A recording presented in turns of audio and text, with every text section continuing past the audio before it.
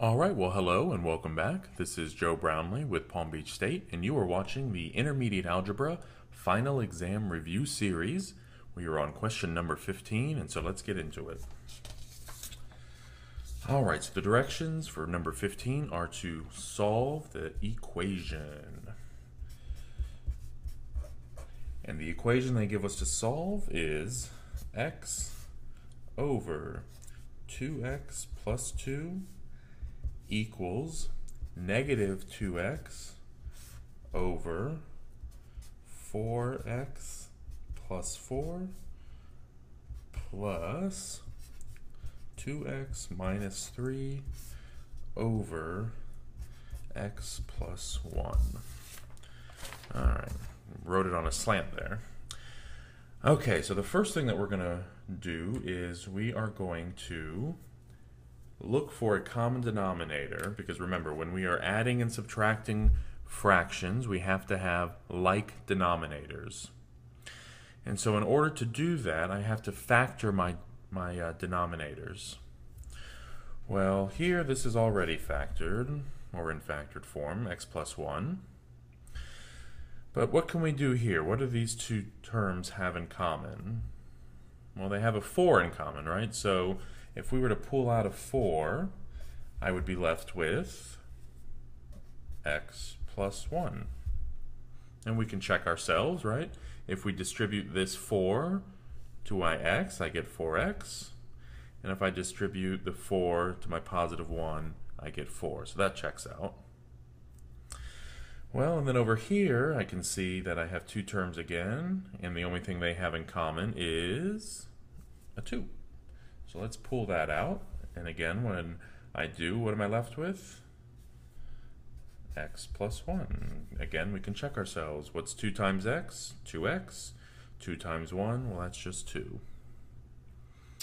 Alright, so now that I've factored each of my denominators, I can see that I have an x plus 1, an x plus 1, and an x plus 1. So that's certainly going to be part of my common denominator. But then I have a 2, a 4, and really we can pretend there's a 1 here, right? And so what I want to do is I want to take the LCD, or the LCM, the least common multiple, of all of these, of my 2, of my 4, and my 1. And the LCM, least common multiple, is 4, right? Because 1 goes into 4, 2 goes into 4, and of course 4 goes into 4.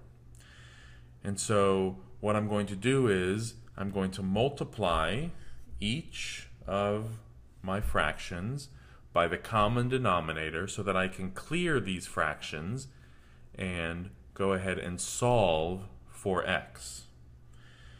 And so let's go ahead and write our common denominator that we're going to be multiplying each of these fractions by up top. So I'm going to be multiplying by 4 and x plus 1. I'm going to be multiplying by 4 and x plus 1, 4 and x plus 1. Alright, and when I do that, my x plus 1 and my x plus 1, those cancel. 2 goes into 2 one time. 2 goes into 4 2 times. And so really what I'm left with is a 2 times x. Well, that gives me a 2x.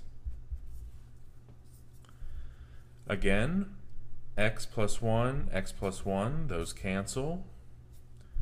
4 goes into 4 once, 4 goes into 4 once, so those cancel. And so all I'm left with is a negative 2x. And then here I can see my x plus 1 cancel.